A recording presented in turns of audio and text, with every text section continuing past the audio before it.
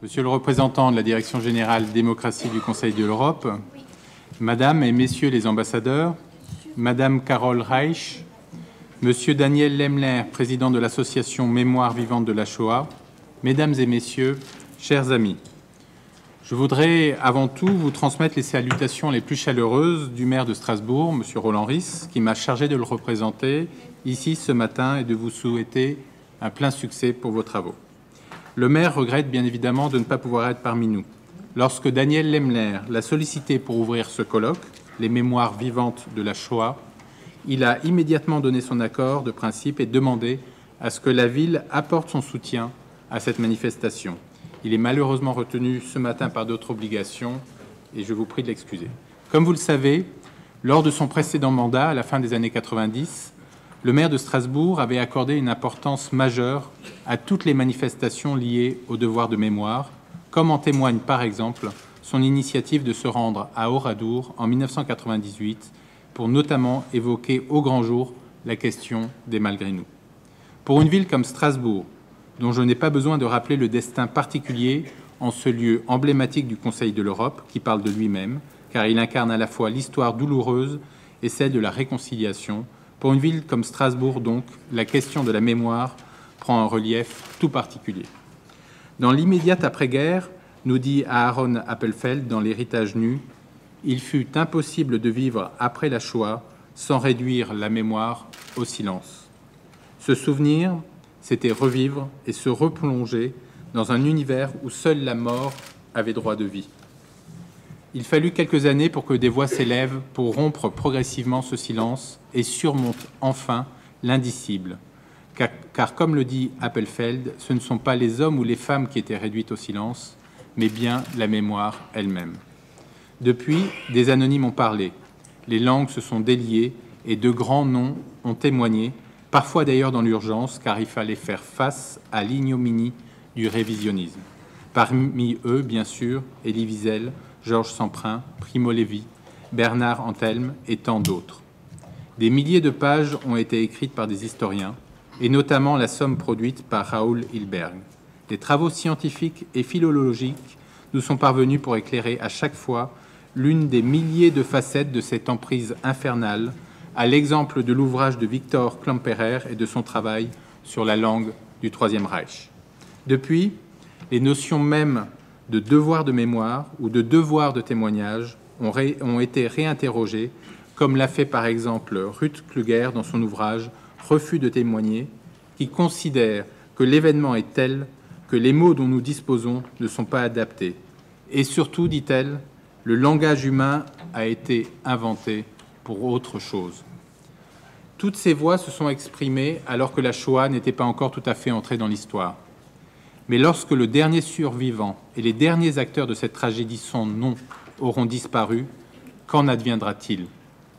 Il me semble que c'est bien là l'objet de vos travaux ce matin, et ils ouvrent des perspectives infinies, car cela nous pose la question de la mémoire, certes de l'histoire, mais aussi bien sûr de la singularité de la Shoah, et donc des formes que peut prendre la transmission. Je voudrais saluer vivement votre initiative.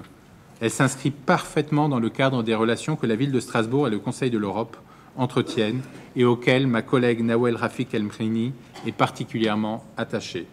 Il revient en effet à notre génération de traiter ces questions. Je ne dis pas de répondre, car sans doute nous n'aurons jamais de réponse, mais bien de les formuler, de les poser de mille et une manières, de les retourner, d'en faire des vigiles. Chacun de nous, qu'il soit philosophe, scientifique, artiste, écrivain, citoyen, élu, chacun de nous a sa part à prendre.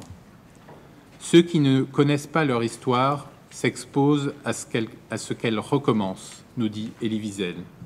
Mais quelle forme doit prendre la transmission de cette histoire ?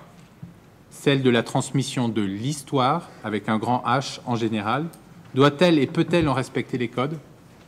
Aujourd'hui encore, chaque témoignage, chaque nouvelle parole sur ce sujet réouvre un champ infini d'interrogations, comme en témoignent les débats largement médiatisés entre Claude Lanzmann, par exemple, et Yannick Haenel au sujet du traitement qu'il fallait réserver au témoignage de Jan Karski, rester au plus près de son témoignage ou bien s'autoriser une légère incursion dans la fiction.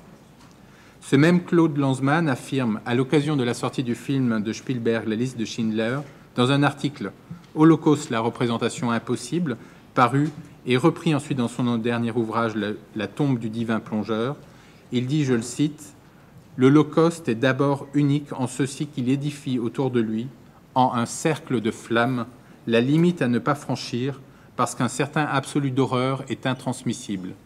Prétendre le faire, c'est se rendre coupable de la transgression la plus grave.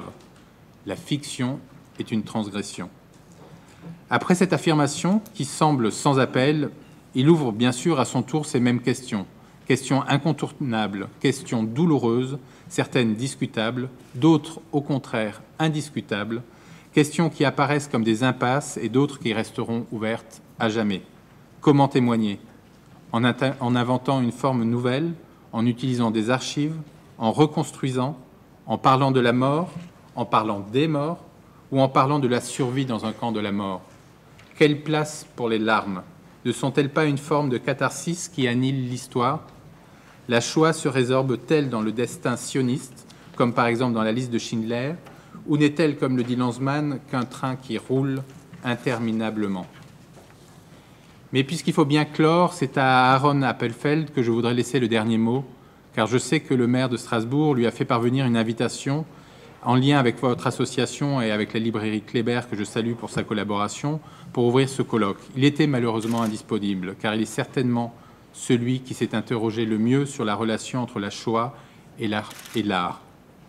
Après avoir rappelé les liens inextricables entre mémoire, littérature et création, il finit par affirmer « Je pensais, et je pense toujours, que seul l'art a le pouvoir de sortir de la souffrance de l'abîme. » Je vous remercie de votre attention.